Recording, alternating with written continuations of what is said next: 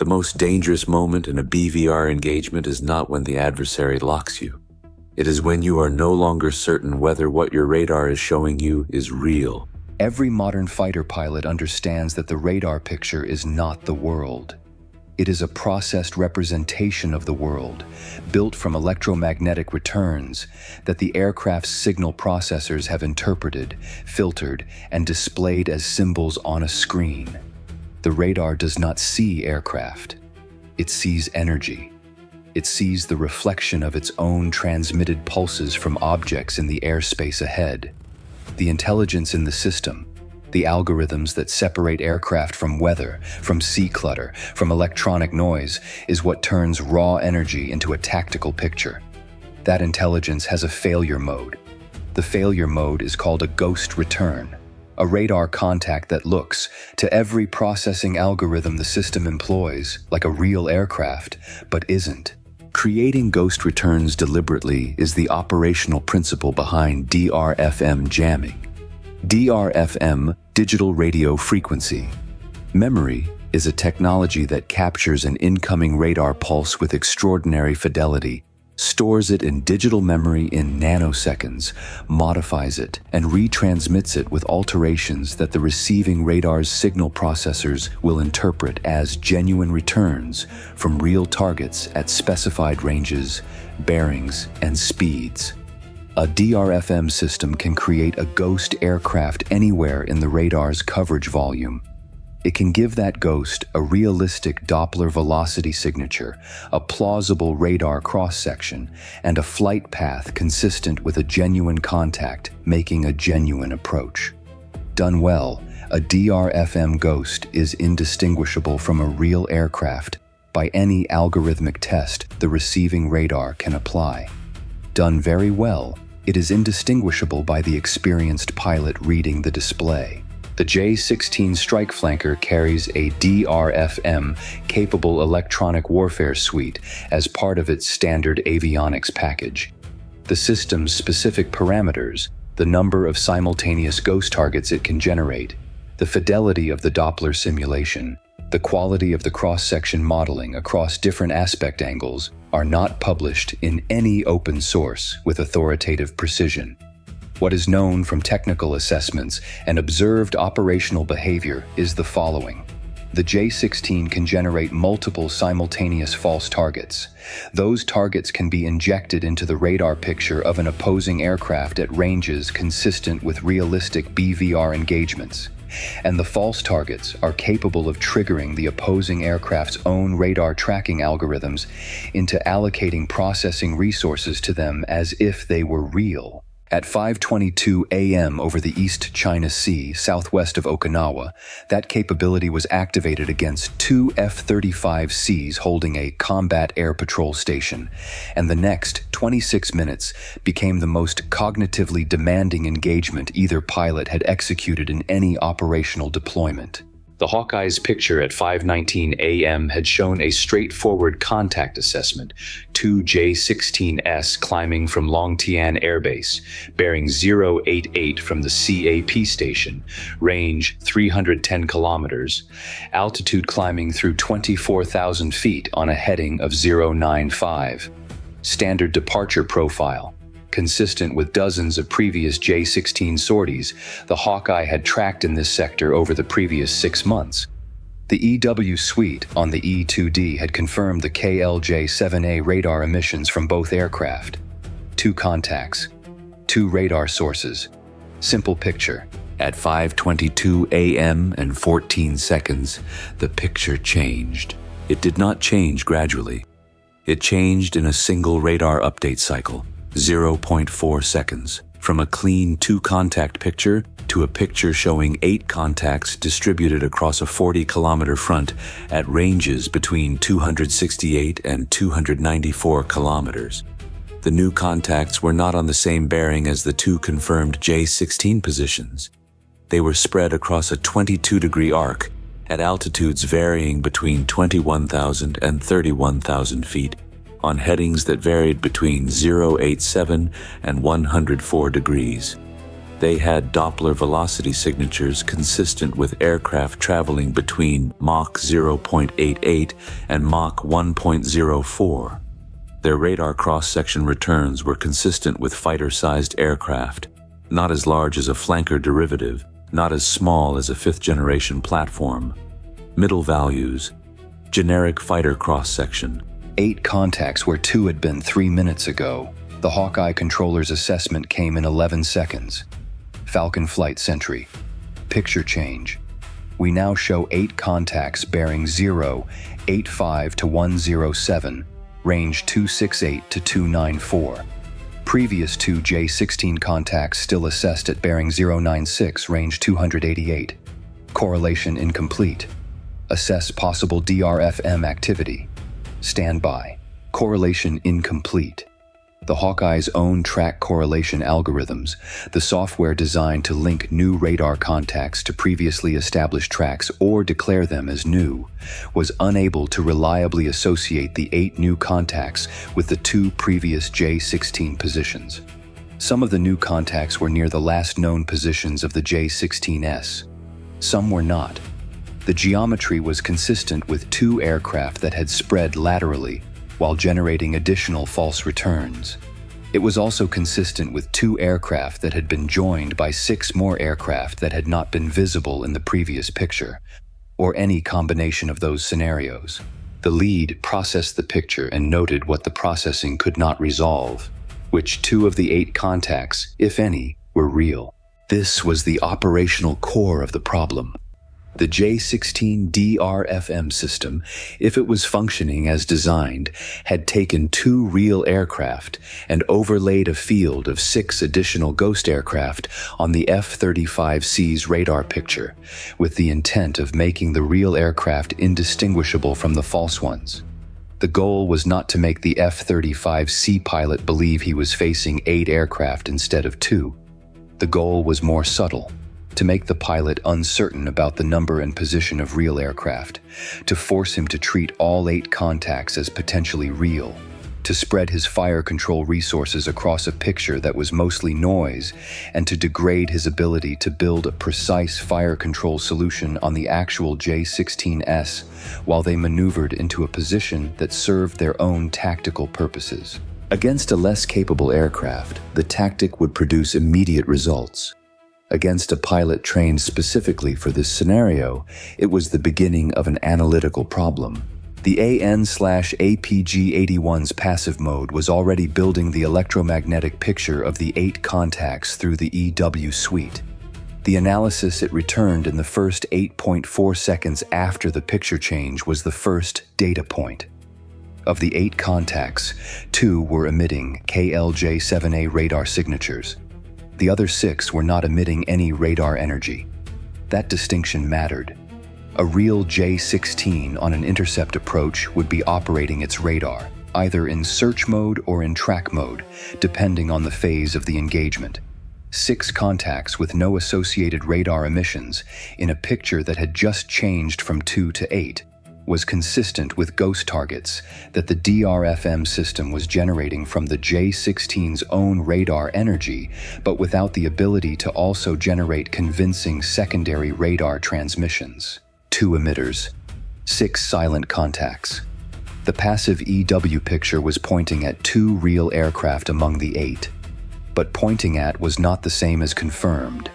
The 6 silent contacts could theoretically be real aircraft that had activated radar emissions blackout, a tactic that was operationally practiced, though unusual for aircraft on an intercept bearing. The EW analysis was a strong indicator. It was not proof. The lead transmitted the analysis to the wingman and to the Hawkeye, then began the next layer of the problem. The APG-81 in LPI mode built tracking solutions on all 8 contacts simultaneously, using the limited returns available from the passive approach geometry. The 2 contacts associated with KLJ-7A emissions, Contact 3 and Contact 6 in the lead's numbered designation, produced tracking solutions with confidence levels consistent with real aircraft, 67% and 71% respectively.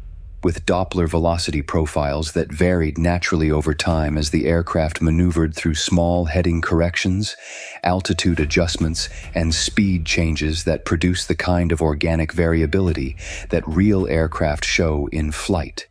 The other 6 contacts produced tracking solutions that were slightly different in a specific way. Their Doppler signatures were unusually stable. Not perfectly stable, the DRFM system had clearly been programmed to add variability to the ghost target's velocity signatures. But the variability followed a pattern. It was periodic, repeating on a cycle of approximately 2.1 seconds in a way that organic aircraft flight does not produce. Aircraft speed and heading variations are irregular.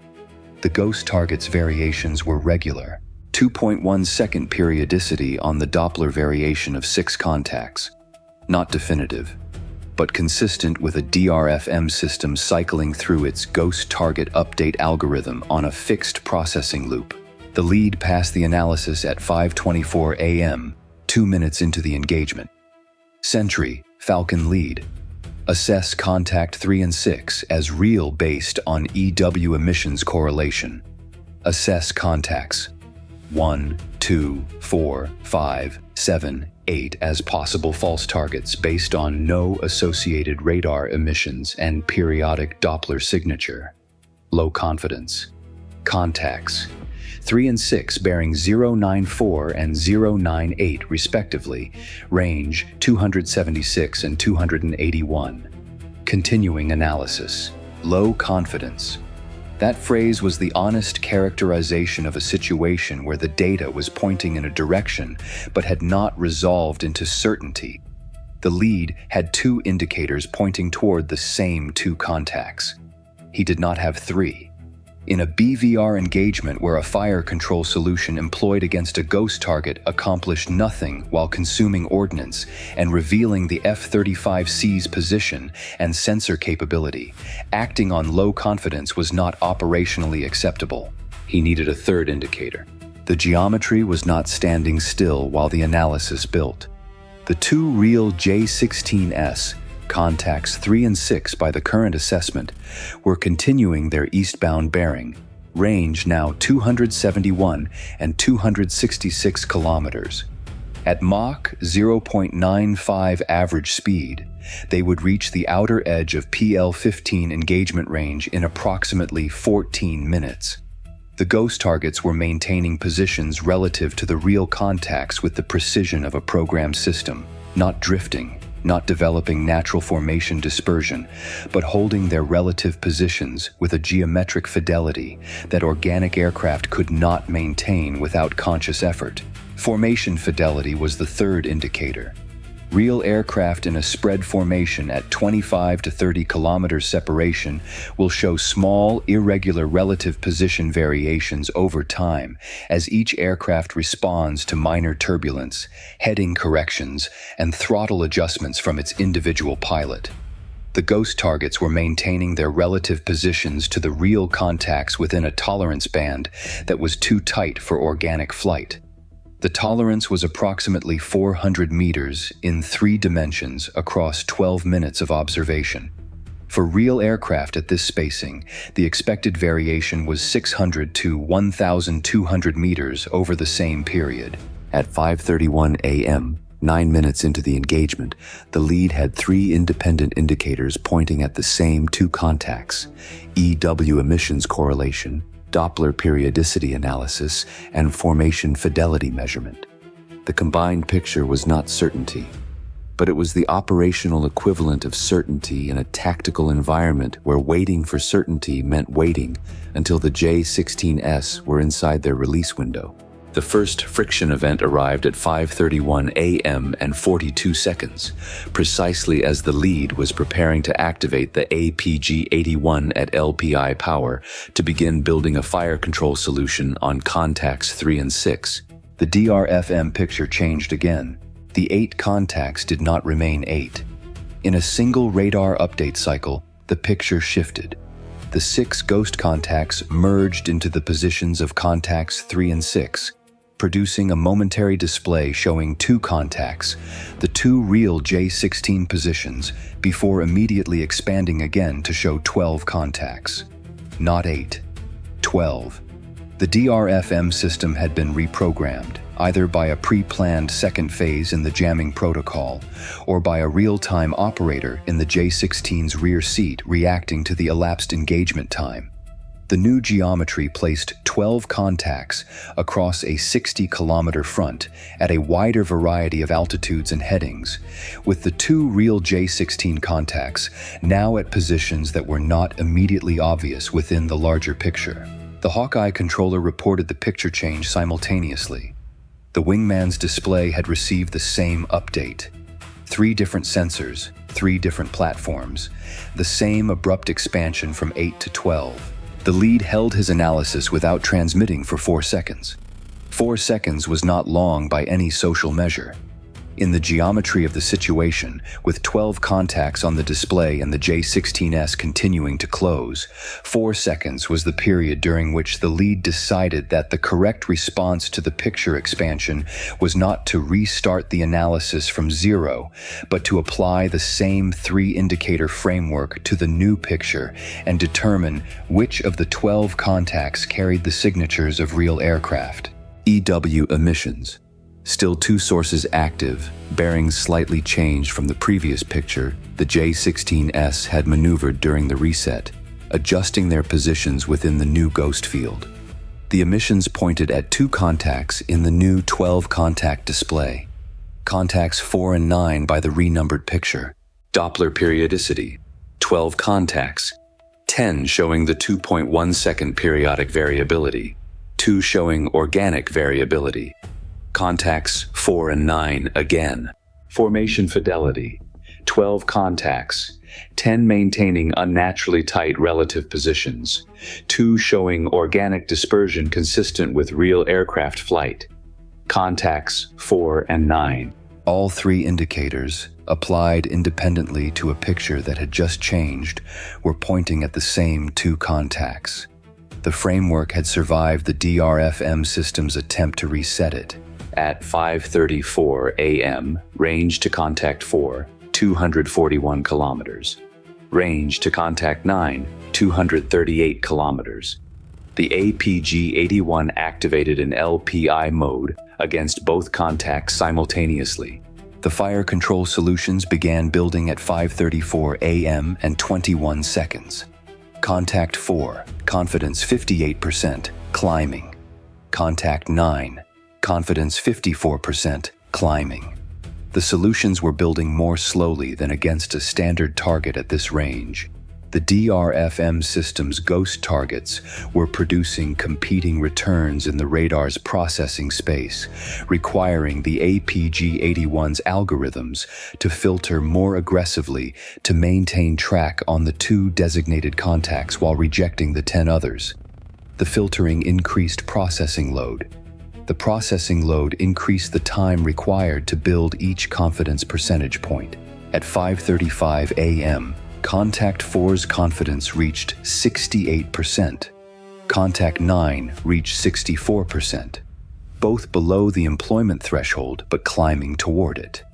The J-16s were now 228 and 231 kilometers distant, inside the PL-15's maximum engagement range. The window for a long-range PL-15 release against the F-35Cs was open.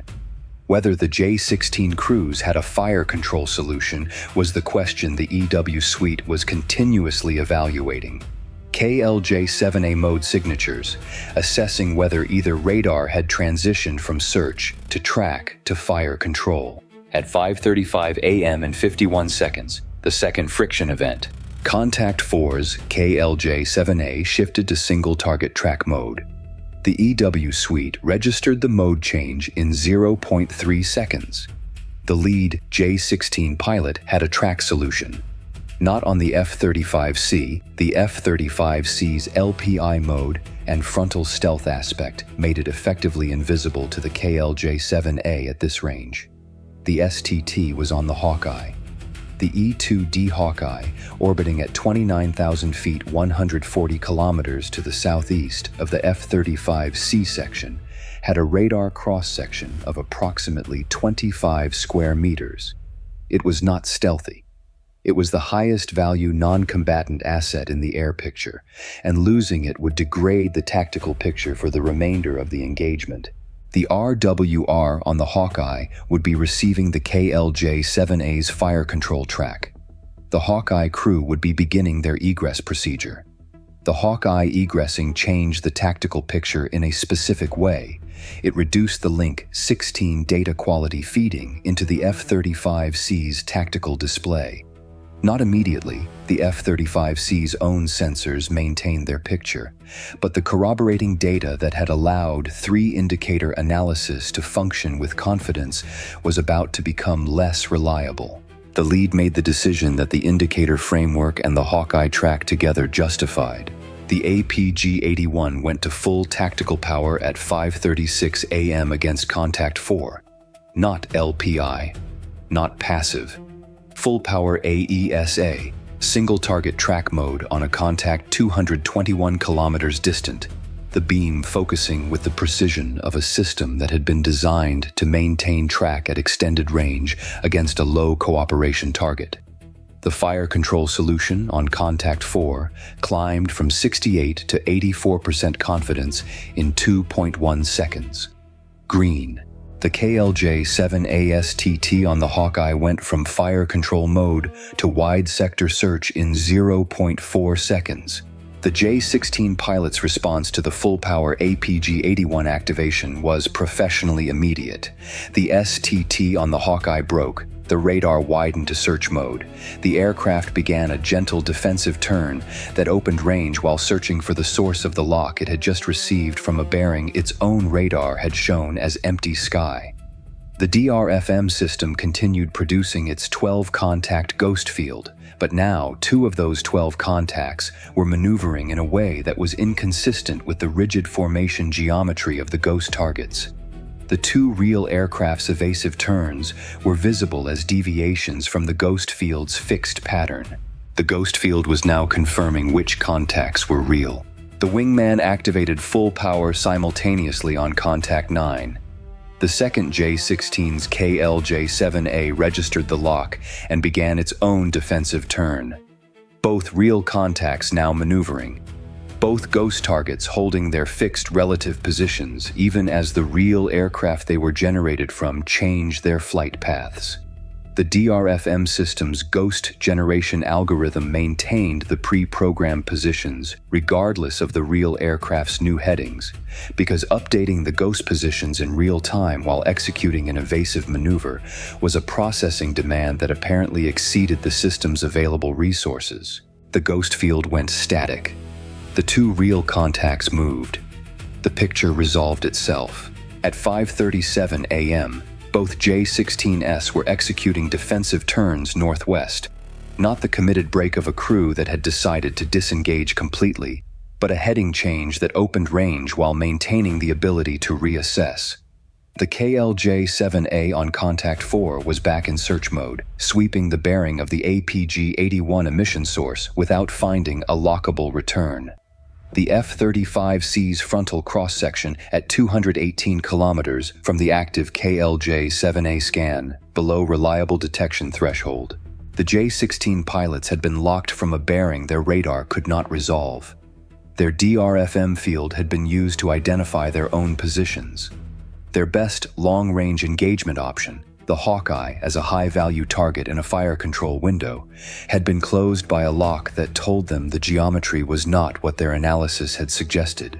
At 5:38 a.m., both J-16 contacts turned northwest in a coordinated heading change that placed them on a course back toward Longtian Air Base. Not afterburner, a steady Mach 0.92 descending through 22,000 feet. Measured. The DRFM ghost field collapsed as the J-16s reduced power and turned away. The ghost targets disappeared from the F-35CS display in the same single update cycle they had appeared in 16 minutes earlier. 2 contacts. Clean picture. Both egressing northwest. At 5:39 a.m., the lead transmitted. Sentry, Falcon lead. Both flanker Gulf contacts egressing northwest, bearing 284 and 279, range 209 and 213, speed Mach 0.91. Ghost field collapsed on egress. Contact assessment confirmed. Contact 4 and Contact 9 were real. No ordnance employed. Fuel state bingo plus 15. RTB on your call.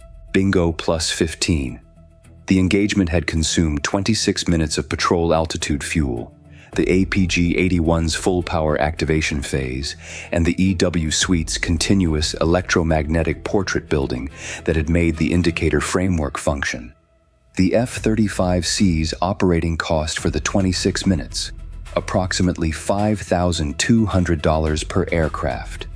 Both aircraft, $10,400.